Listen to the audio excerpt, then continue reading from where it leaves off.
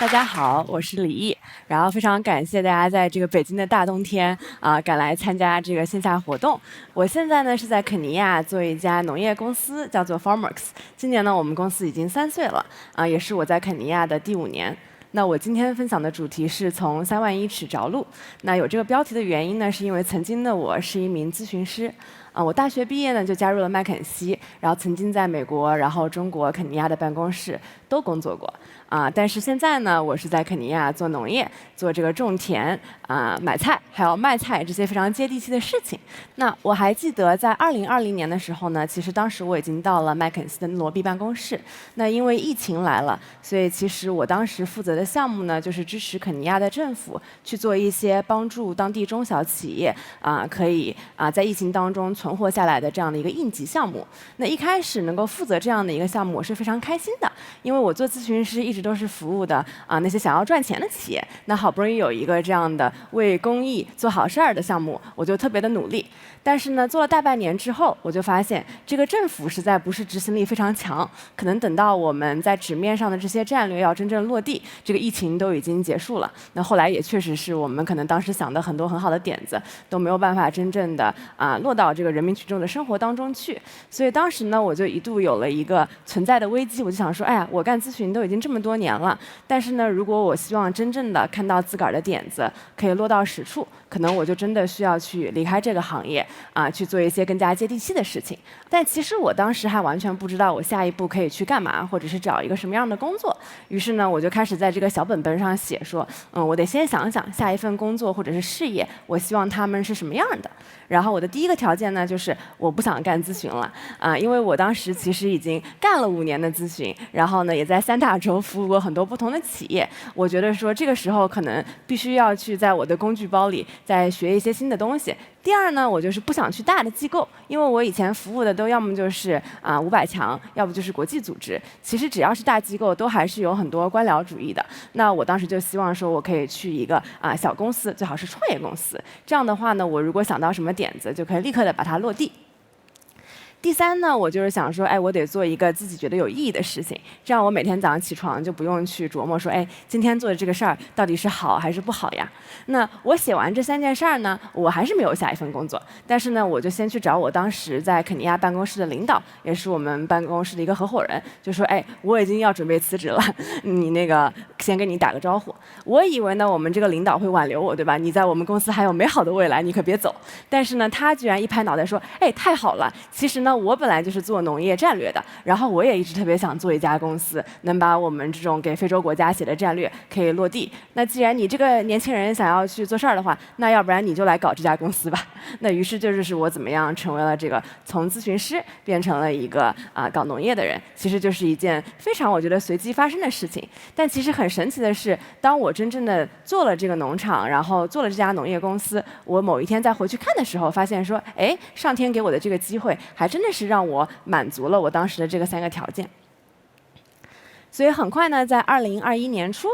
我们就开始了我们的这个第一个农场。那我们最初的模式呢，其实是自营农场，我们就会找肯尼亚当地的农民长租他们土地，通常呢是10到15年。然后呢，在这片土地上，我们就会自个儿投资。可能它一开始是一片荒地，我们可能会做好开垦，然后呢再投资把这个水源呀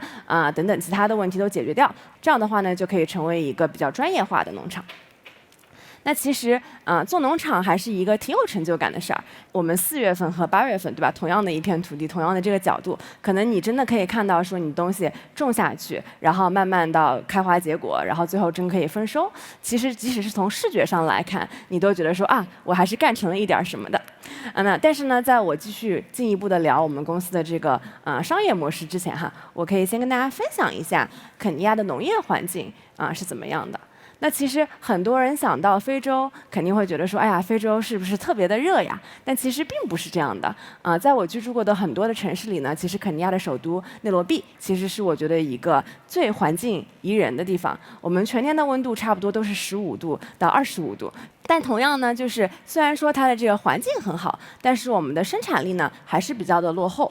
肯尼亚全国一共有总耕地面积大概是580万公顷，占到国土面积的10%。但是呢，它大部分的农业生产，其实跟国内差不多，都是由这种很小的一个个小农户来支持的。那因为它是以数以千万计的小农户作为主要的生产力，它就很难做到规模化，也很难做到机械化。所以相比一些即使是其他非洲更加发达的农业国家，可能小农户他们的这个亩产只能达到更加发达的国家和地区的10%到20%。所以呢，从生产力的角度来说，因为它起点特别的低，所以其实还存在一个巨大的潜力。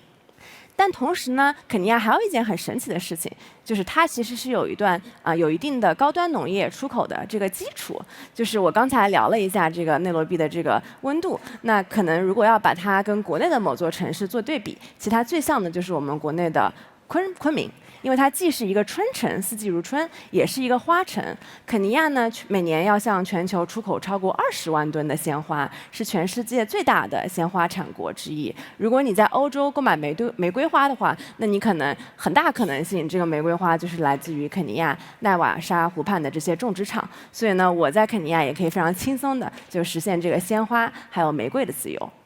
那像我们公司的话呢，其实大本营是在这个肯尼亚的中部地区。整个肯尼亚的话呢，它其实真正的可耕种面积只有在西部的这个大湖区，还有高原地区，然后中部也就是肯尼亚山脚下这块地区，还有海边的这个沿海地区。那我们最初的几个农场呢，都是在 Central Kenya， 也就是肯尼亚山脚下。然后当时我们是有大概1000亩左右的这个土地，然后来做我们的这个自营农场。那一开始呢，我就想说，我们这家公司想要解决的问题，想要长期可以做到的事情是什么？那其实是有几件事儿。刚才提到了，一是因为这个国家的农业生产力其实还非常的低，然后呢还有很大的发展潜力。我们是希望可以提高它的农业生产力，让更多的人呢可以有足够的粮食，然后呢也可以让大家吃得饱饭。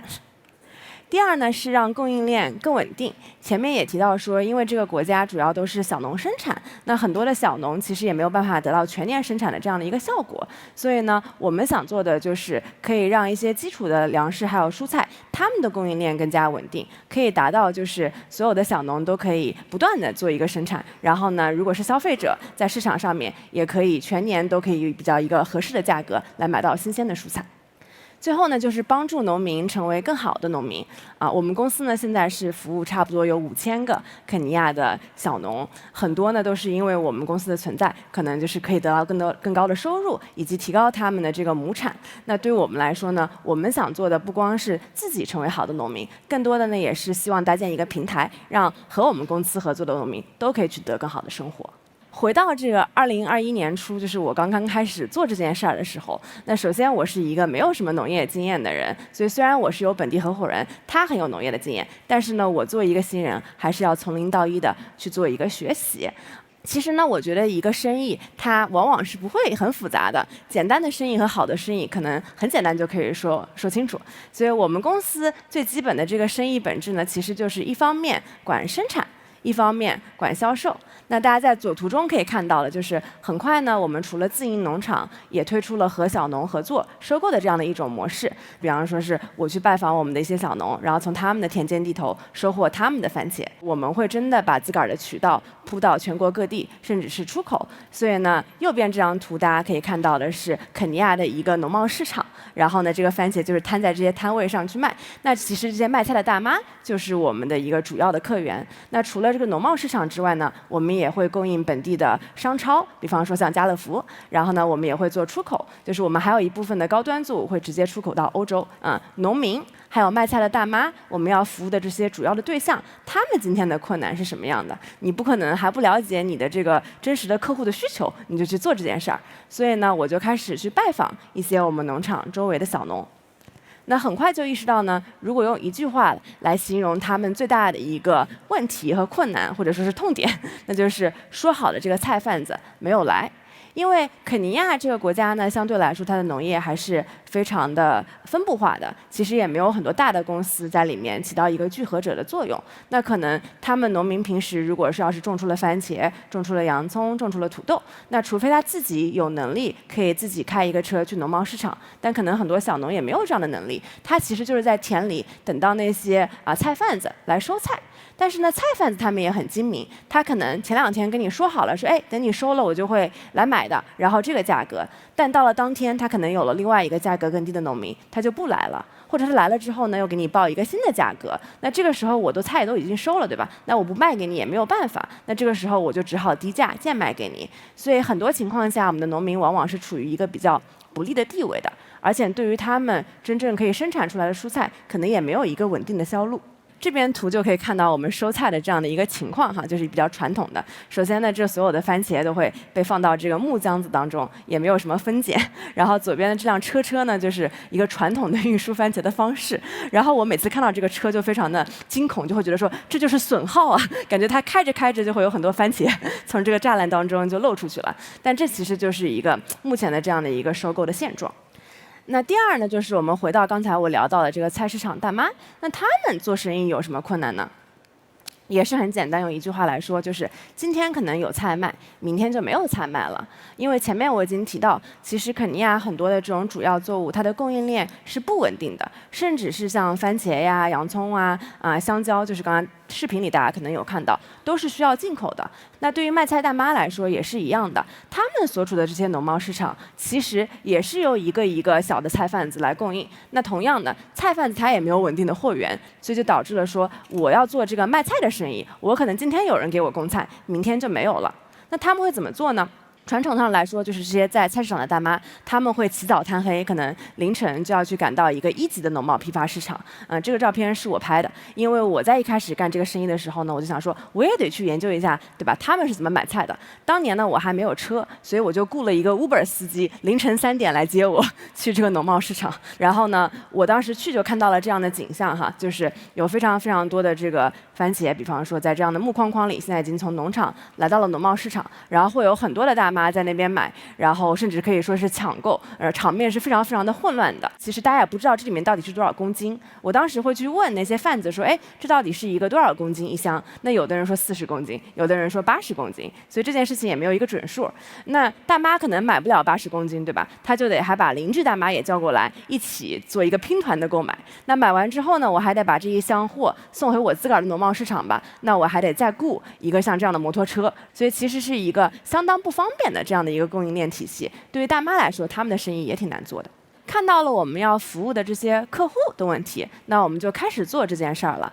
我们除了做自营农场，很快就意识到说，哎，其实供不应求啊，我们的这个需求还是挺大的。我完全可以去通过跟这个小农户去合作，然后给他们提供种子，然后再从他们那儿收购，来完成一部分的这个生产方面的这个问题的解决。那最初呢，我们是怎么合作的？可能你每一个小农户想要加入我们公司的这个数据库，你只要作为个人加入进来就可以了。那做了一段时间之后，我就发现不对了，因为其实只要你作为个体加入进来，你就可以拿到一包种子跟肥料。这个肥料和种子我们是相当于是借贷给你的，可能等到你到时候有了收成，再把收成卖给我的时候呢，我才会把这个钱从你这儿扣走。但是呢，我们其实很多员工非常的聪明，他就会把自个儿什么7大姑呀、8大姨呀，都把它当成这个农民，甚至是一些假的农民，他就给我输入到这个系统里。那虽然是假的农民，但他可以收获真实的种子。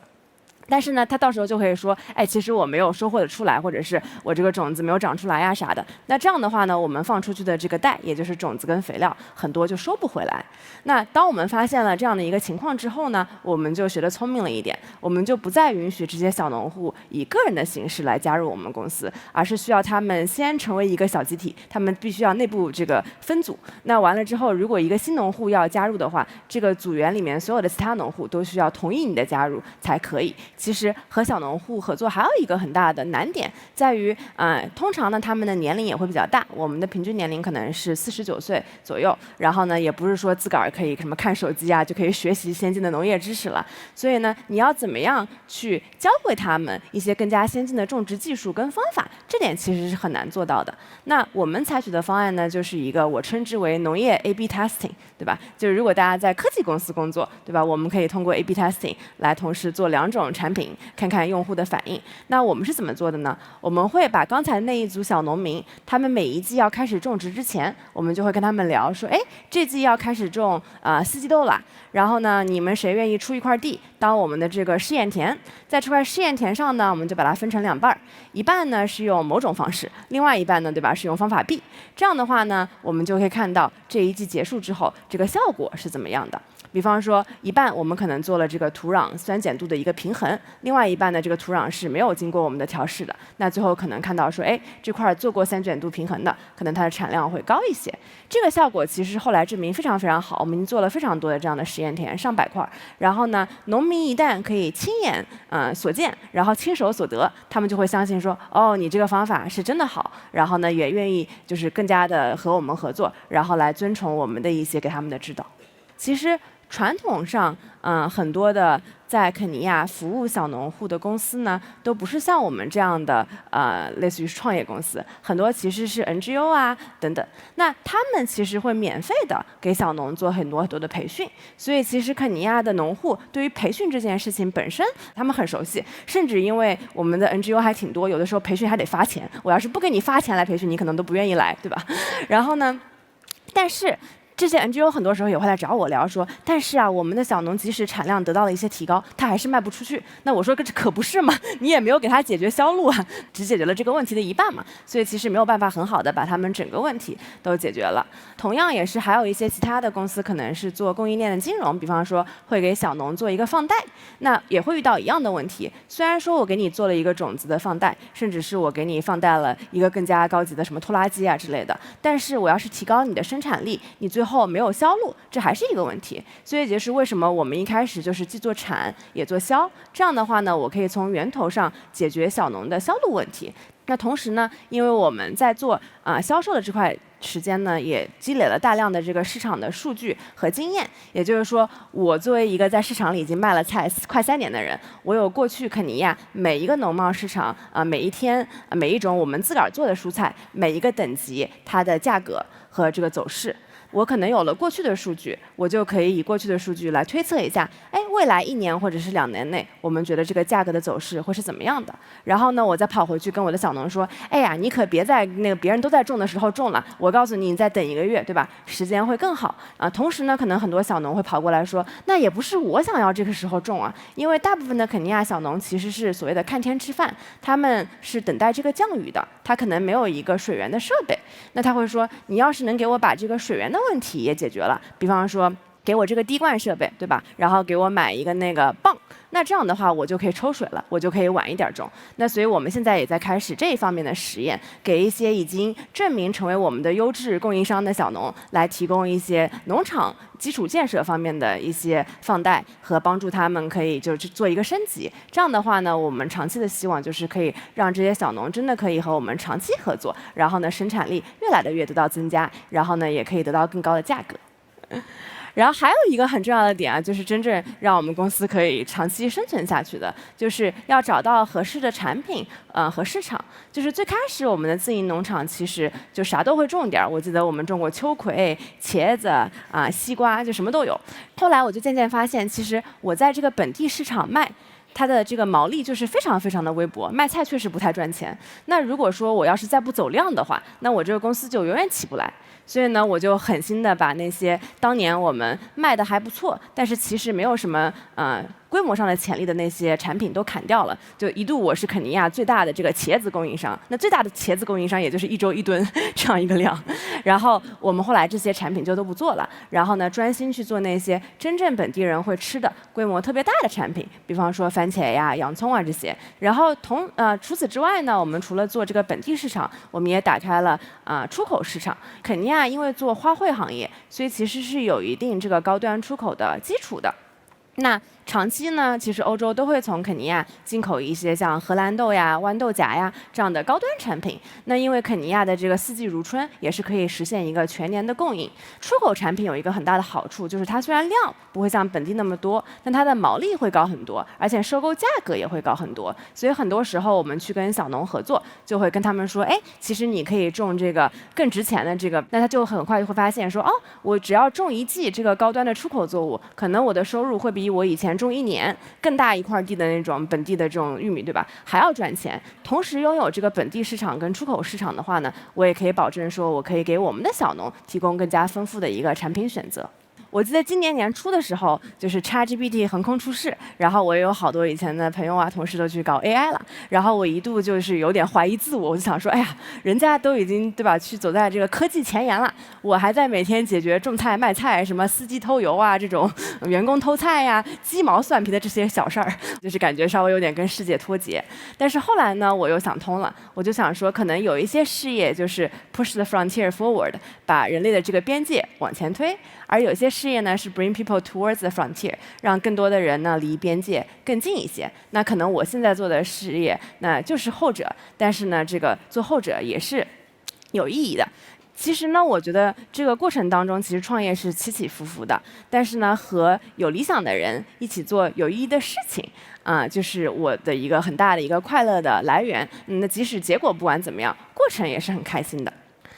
我们可以看到说，因为我们这家公司，所以真正的给我们服务的小农也好呀，大妈也好，带去了一些生活水平的提升。有的时候我去走访农户，就发现说，哎，你家这个上次我来还没有这栋楼呢，这就已经盖了一个不叫楼吧，楼好像听起来太高级，就是可能一个小土房子。